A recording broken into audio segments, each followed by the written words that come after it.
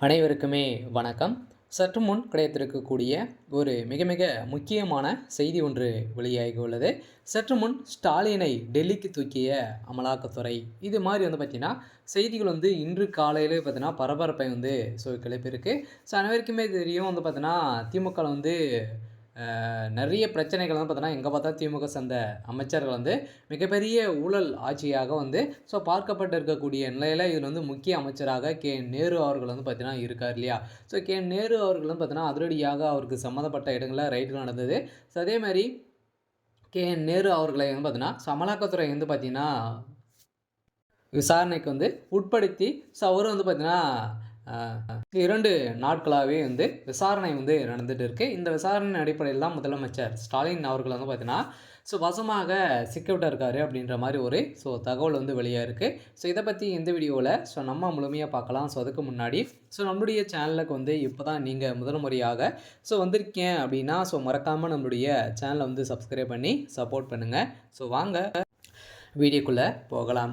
அனைவருக்குமே தெரியும் பார்த்தீங்கன்னா, திமுகவுடைய ஆட்சி முடிவுக்கு வந்திருக்கு. இருந்தாலுமே 4 வருட காலமாகவே திமுகவுடைய ஆட்சியில ஒரு மிகப்பெரிய ஊழல் ஆட்சியாகவே பார்த்தீங்கன்னா இருந்திருக்கக்கூடிய நிலையில் தான் இப்போ அதிரடியாக சமீப காலத்தில நேரு அவர்கள் பார்த்தீங்கன்னா, நிறைய விமர்சனங்கள் எழுந்திருந்து இல்லையா?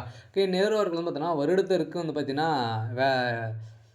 அரசு வேலை வழங்குவதற்காக வருடம் 500 கோடிக்கு மேல பார்த்தீங்கன்னா, அவர் சம்பாதிச்சிருக்காரு அப்படின்ற மாரி ஒரு தகவல் வெளியே இருக்கக்கூடிய நிலையில் தான் இப்ப 2 நாட்களாவே தொடர்ந்து நேரு அவர்கள் பார்த்தீங்கன்னா, டெல்லியில விசாரணை நடந்துட்டு இருக்கு.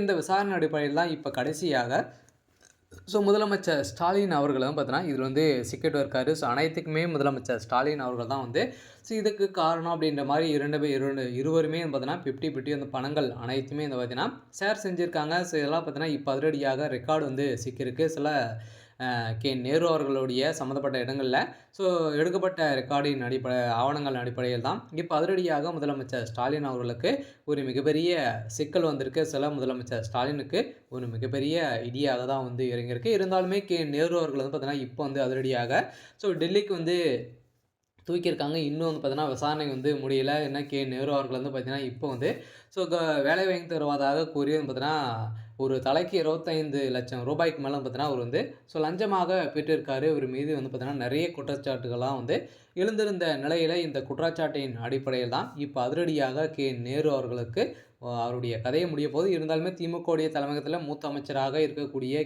நேரு அவர்களுடைய கதைக்கு ஒரு மிகப்பெரிய முற்றுப்புள்ளி வைக்கும் விதமாக தான் திமுகவுடைய தலைமையகம் செயல்பட்டாலுமே இப்ப முதலமைச்சர் ஸ்டாலின் அவர்களுக்கே பார்த்தீங்கன்னா, ஒரு மிகப்பெரிய வேட்டு வைத்திருக்காரு. இருந்தாலுமே என்ன நடக்கப் போகுது அப்படின்ட்டு வெயிட் பண்ணி பார்க்கலாம். இது மாரி